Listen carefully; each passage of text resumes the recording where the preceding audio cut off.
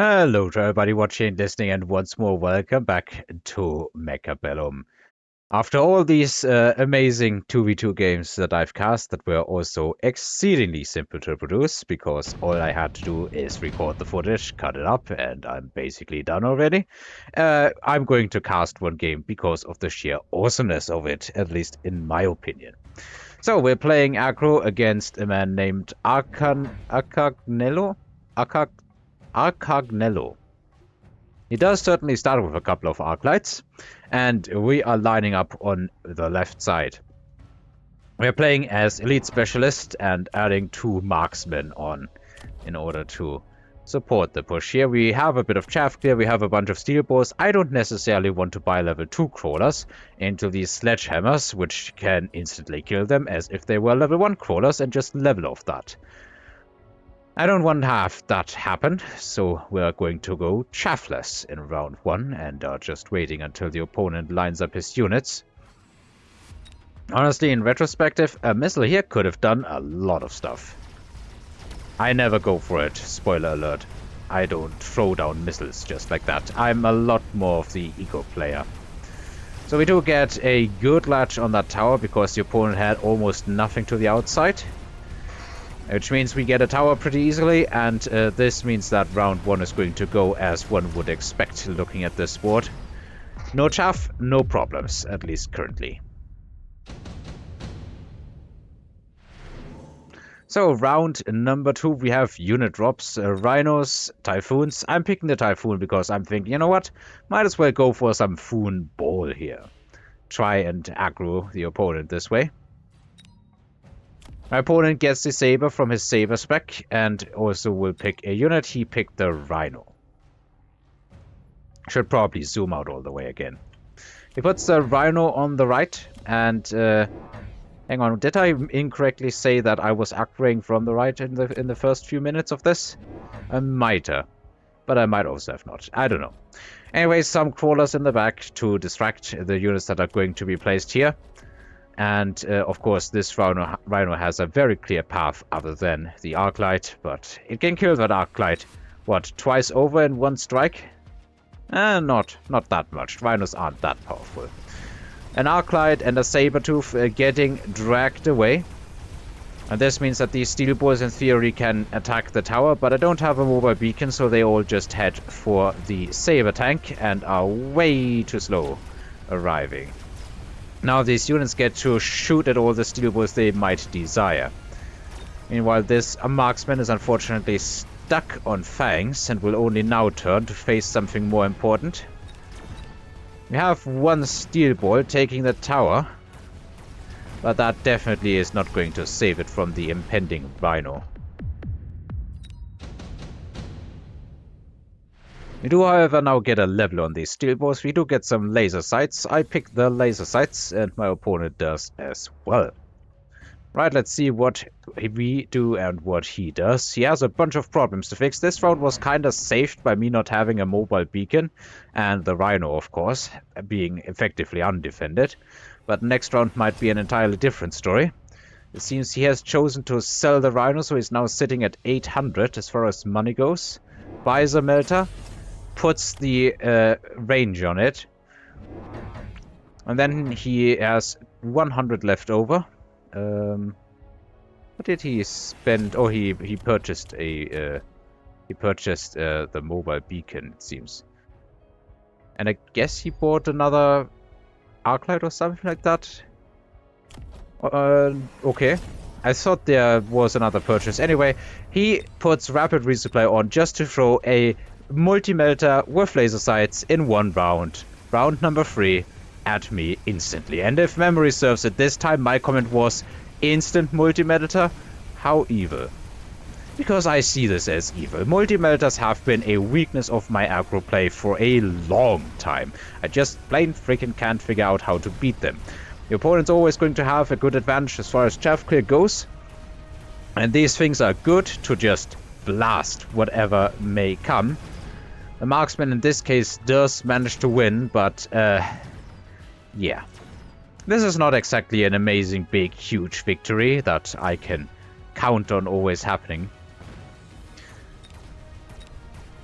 The Arclight is taking that tower out, but my marksman gets the tower at the same time, and that marksman is definitely stronger than the Arclight. Oops, I couldn't slow it down in time. So we have extended range Arclights. He picks it, and I skipped over everything because I am now in full panic mode. I have decided that no, I can just plain not push into this anymore. I don't see a way to push into Multimelters, to be honest. Maybe there is, but I don't know. The plan for now is to go into a bunch of Mustangs because they should be good against this. However, this Multimelter leveled, and it's now a level 2 Multimelter. My opponent doesn't have a lot of money this round because, well, he rapid resupplied last round. But having these Mustangs here should hopefully have some kind of benefit in clearing all the chaff and then having the marksman clear this thing from a distance. Because, well, this does certainly reduce range a lot. I kinda wish it did reduce range more. But he can also always hit this button and then it starts outranging the marksman again. Until I buy some kind of upgrade. So the Mustangs get to work, and they will definitely be able to tank a good while for the marksman, but they will also level the Arclights. I kinda didn't think about that when I was thinking about this here. So we do make a good amount of progress killing stuff, but yeah. Now it's showing that this is definitely not a great strategy into the Arclights. We need the marksman on duty, like now. But unfortunately it's not enough. The Multimelter, having leveled yet again, kinda single-handedly wins this entire fight. My opponent has enough chaff clear and enough chaff, and the Multimelter just wipes everything out. There is high-level Phoenixes up for grabs, but I'm already knee-deep into marksmen. So I did not really want them. I also don't want to EMP Stormcaller this Melter, because he can just drop some anti-missile devices, and that'll be it. Vulcan I don't play, so the only option kinda is the Wraith. And if I'm not making headway on the left, might as well try and push some on the right. So the next thing that wasn't of any more use, and here comes the Vulcan. This is why I can't have nice things. Whenever I try to have nice things, as in chaff or, well, Mustangs, this guy shows up. Of course in a drop. Because why not? Okay, he sells it. I don't even... Yeah, I think he wasn't going for the Vulcans, but just seeing this unit makes me extremely angry once again. He throws a shield down, possibly worried about fire, I think that's a reasonable fear, and then goes into another Multimelter on the other side. That's also all of his money, effectively. What am I thinking about? Ah, okay, my opponent is still thinking, and he has dropped some crawlers in the flank. Well, those Mustangs can clean that up, and yeah, there is a weak spot here. A lot of these Mustangs can die with the steel balls in the front. They will just get hit by the missile. Need I mention anything else? Alright, there is an Arclight in the back. No, not in the back, in the front actually. But not front enough to get killed sooner. But we are able to ultimately take this down, however not before this army is basically already disassembled into small parts. And remember, we have a level 3 Multimelter to kill. So let's see how good that's going to go, because this thing is just killing even the Mustangs, even the crawlers heading for the tower. Not enough DPS, and wouldn't you look at it, the Multimelter single-handedly carries the entire round, basically. Ugh, it's disgusting. Well, how about some more range for your Multimelts? Here we go. I go for efficient tech research, because if one thing is clear, I'm going to need a lot more techs on my stuff. I sold the balls in the front and put some crawlers there, simply so that he can't do that trick again. But also the Arclights are becoming bigger and bigger, and he does have a pretty good build here. I think this is exactly the build that I use currently.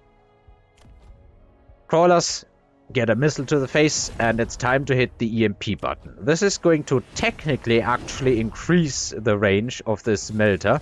Well, not anymore. Not anymore. It's going to decrease the range of this melter by 10. But also that thing outranges all of our marksmen currently. He has hit temp range as well as normal range with these. So now the Melter still outranges all of our marksmen. It won't forever, but I guess it's still the case. Now he's also on guard here. We didn't get anything really out of that tower. And once again he throws a missile there, so it was good I sold that. Typhoons, absolutely freaking useless currently. No real purpose in this fight.